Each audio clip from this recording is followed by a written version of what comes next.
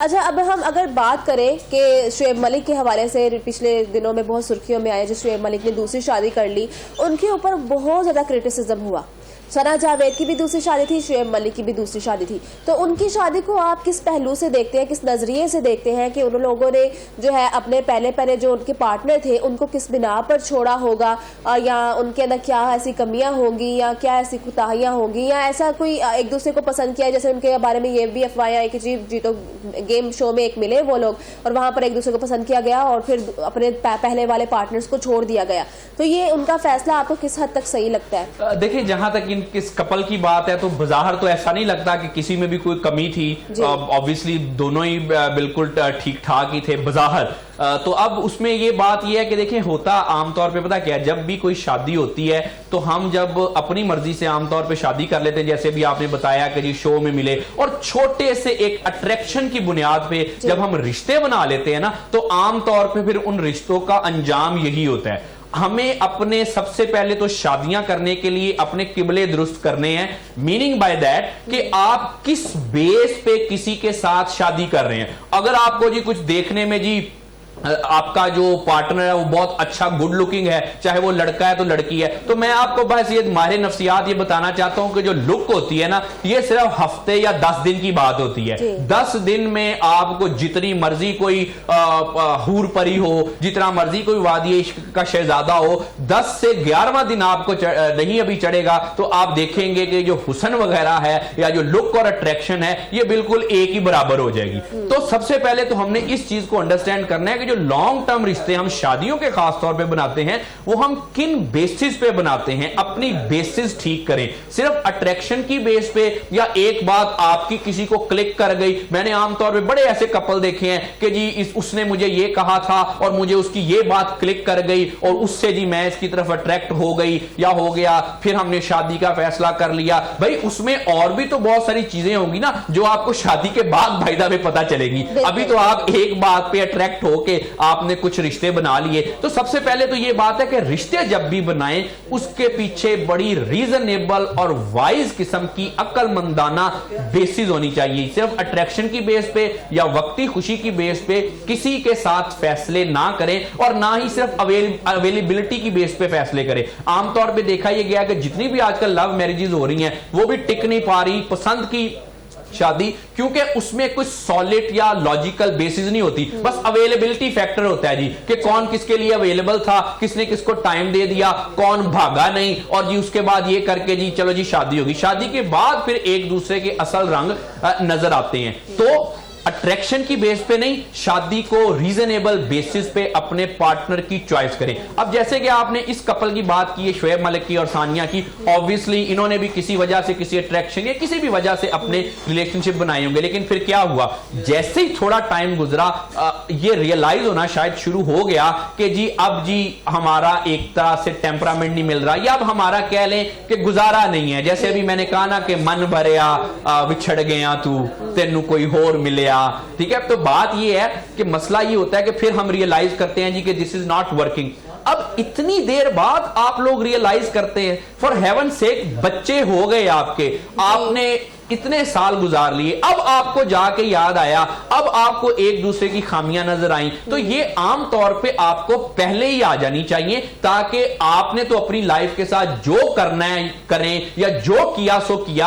आमतौर पे बच्चों पे इसका ज्यादा इफेक्ट ना हो। अब एक तो देखें ये चीज होगी, अब लेकिन ना इसका एक दूसरा पहलू भी है कि हमें आमतौर पे इस तरह दूसरी शादी को एक तरह से प्रमोट भी करना चाहिए, क्योंकि अगर हमने इस माशरे को, आजकल के माशरे को ठीक गुजारना है तो बहरहाल दूसरी शादी पे प्रमोट करना चाहिए, इसको हमें क्रिटिसाइज नहीं करना चाहिए। इसकी वजह यह है कि आप देखेंगे आजकल डाइवोर्स रेट रिकॉर्ड हो रहा है। हमने पिछले प्रोग्राम में भी बात की थी कि डाइवोर्स रेट इतना ज्यादा क्यों हो रहा है, क्या वजह है कि ये सारे फैक्टर। लेकिन बहरहाल ये एक फैक्ट है कि अब डाइवोर्स रेट बहुत ज्यादा है। अब आप देखिए कि लड़के लड़की को डाइवोर्स हो गई, अगर हम दूसरी शादी को प्रमोट नहीं करेंगे, अगर हम माशरे में इसको अच्छी नजर से नहीं देखेंगे, तो उन लोगों को जिनको इतनी ज्यादा रेशो है डाइवोर्स की, लड़का लड़की बच्चे, वो क्या करेंगे। अब आप देखिए अंडरस्टूड है, उससे माशरे में कितना बिगाड़ पैदा होगा, उनकी अपनी मेंटल हेल्थ जो है वो कितनी डैमेज होगी। और इसमें ऑब्वियसली खास तौर पे ऐसी लड़कियों को कोई अच्छी नजर से हमारे माशरे में देखा तो नहीं जाता। तो ये मेरी माशरे के बड़े बुजुर्गों से अपील है कि आप अपने नॉस्टैल्जिया से बाहर निकलें और दूसरी शादी को मायूब समझना छोड़ दें, बल्कि इसको प्रमोट करें दूसरी शादी को।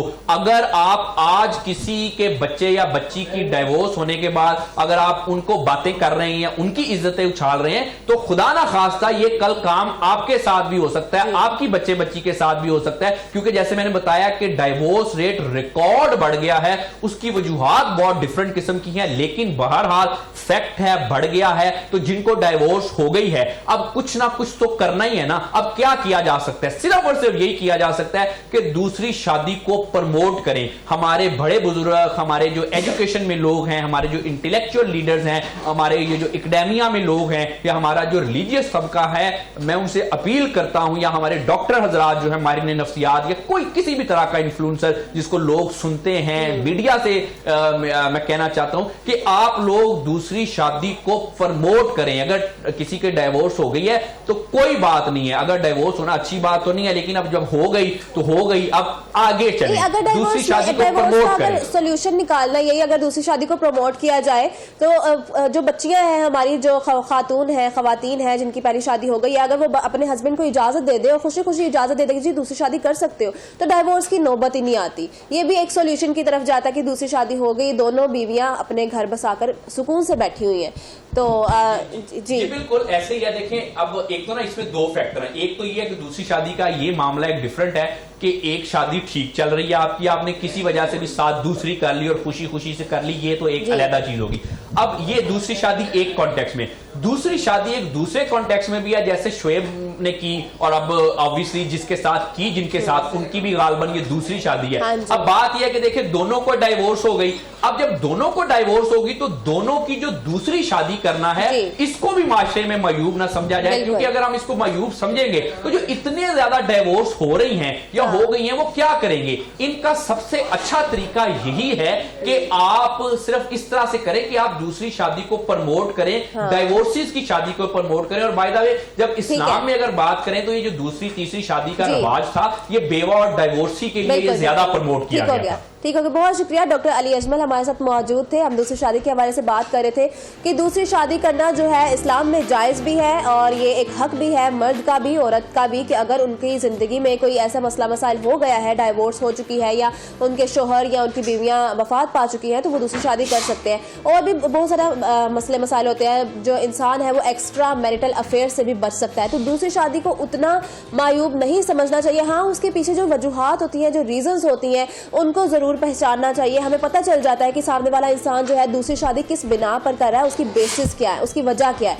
अगर उसके पीछे कोई और वजह होगी जो खुदगर्जी की अलामत होगी, तो वो तो ऑब्वियसली गलत है और उसको क्रिटिसाइज करना बनता है। लेकिन अगर कोई इंसान अपनी जिंदगी गुजारने के लिए, अच्छी जिंदगी गुजारने का हर किसी को हक है, और अगर किसी को लगता है कि इस तरह से मेरी जिंदगी अच्छी नहीं गुजर रही, कि ये दूसरी शादी करके अच्छी गुजरेगी, तो उसको करनी चाहिए और उसका वो बुनियादी हक है। इसी के साथ हमारे प्रोग्राम का इख्तिताम हुआ चल रहा है। उम्मीद करती हूँ कि आज का प्रोग्राम आपको बहुत अच्छा लगा होगा। हम मिलते हैं आपको कल इंशाल्लाह। अपना बहुत सारा ख्याल रखें, दुआओं में याद रखें। अल्लाह हाफिज।